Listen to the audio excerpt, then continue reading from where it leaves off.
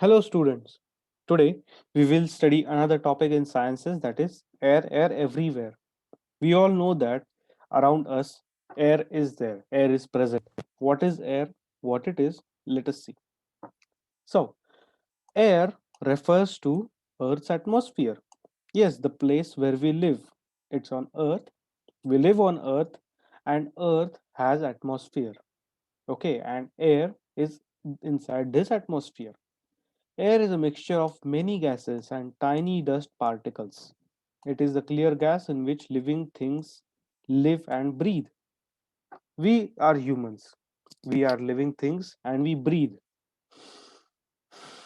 This process is called breathing. Okay, you inhale, you exhale, and this is known as breathing. We breathe air, and this air is in our atmosphere. So, why is it essential? No, air is essential for everyone on earth. Air is essential for everyone on earth.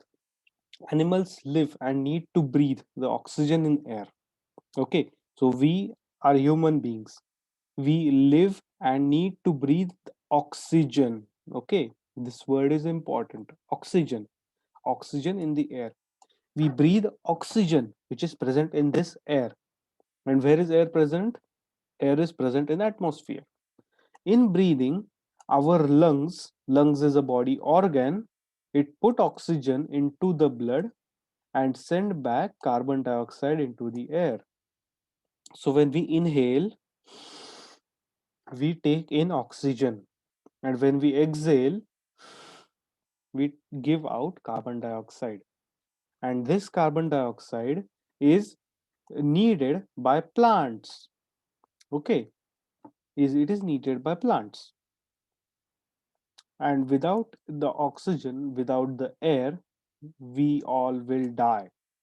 Okay, we all will die if there is no oxygen, if there is no air around us.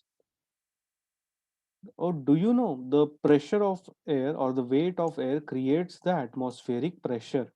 Okay, air has weight. The air around us, we cannot feel it, but air has weight, and that weight creates atmospheric pressure. Air occupies space like all other masses. It's actually gases over here. It's not masses, it's gases. GASES, like all other gases. And for demonstrating this, let's do an experiment. So, what all you will require?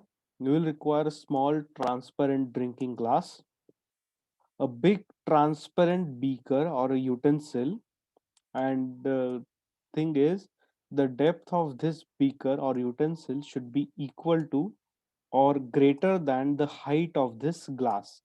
So there is you need a small transparent drinking glass, a small glass like this, any glass which is transparent, and you will require another big transparent beaker or the utensil. And the depth of this beaker should be equal to or greater than the height of this glass. Okay, you will require some paper napkins and you will require water. So this is a drinking glass. You will require another vessel which is bigger than this, and it should be transparent. Okay, you should be able to see inside it. So let us do the experiment now. So take the small glass and fit 2 to 3 paper napkins at the bottom of this glass.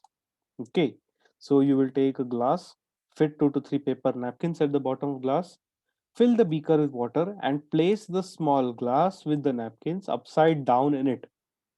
So you will fill the beaker with water, that is the bigger this a bigger transparent beaker or this utensil. Fill that bigger utensil with water and place the small glass with napkins upside down. Okay, upside down means ulta. Ensure that the small glass is put into the beaker without tilting it sideways. So you must not tilt it sideways. The small glass is directly must be put into beaker without tilting it sideways. And lastly, after some seconds, take out the small glass from the beaker and observe the dry paper napkins. The paper napkins will be dry. Okay, that is the experiment. So, what are the notes behind this? The larger height of the beaker ensures that the glass can be completely placed inside it. Correct? But even if the glass is completely placed inside it, then also the paper plates or this paper napkins, they don't get wet.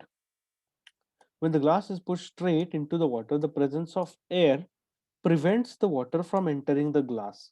So, if there is this glass, this small glass that you have taken, and here are paper napkins over here, this portion contains air. Okay, this portion contains air, and when you tilt it upside down and uh, push it in the bigger utensil, this air prevents the mixing of water and this paper napkins. That's why paper napkins does not get wet. So the inability of water to enter a glass highlights that air occupies space. Okay, so think time for all of you. Discuss the occurrence of bubbles when the glass is tilted sideways while being pushed upside down into beaker. So, if during experiment, if you tilt the glass upside down, then there will be formation of bubbles. So, let us see why is that so. When we tilt the glass inside the water, the air leaks out, and that space is now occupied by water. And more the bubble appear, the more space is occupied by the water. So, inside that vessel, the small vessel, when the uh, air gets out, bubbles will appear. And instead of air, now water goes inside it and paper napkins become wet. If we allow full air to leak out of the space will be occupied by water and our paper napkins will become wet. Okay. Now, one question for all of us. What would have happened if another layer of 2 to 3 paper napkins was placed in glass? Nothing will happen if we are able to keep glass straight and does not allow air to leak out. Nothing will happen. The process will remain the same. Okay. So, summary. What all did we learn today? First, air refers to Earth's atmosphere and it is mixture of many gases and dust particles. Okay, this is the first point. Second point is there is no air in outer space. Okay, in outer space there is no air. Third point is air is essential thing for all living organisms like us, all the animals. Air is essential for all the animals, all the plants, everyone. Air is transparent but occupies space like matter. Okay, and the weight of air creates atmospheric pressure. So we all learned this today. These are STEM cards: science, technology, engineering, and mathematics. So, there are some notes for all of you. Let us study them. The higher height of the stem ensures that the glass can be completely placed inside it. When the glass is pushed straight upside down into the water, the presence of air prevents the water from entering the glass. Inability of water to enter the glass highlights that air occupies space. We have actually studied these points earlier. This is another revision. Okay. So these are references that are used. Thank you.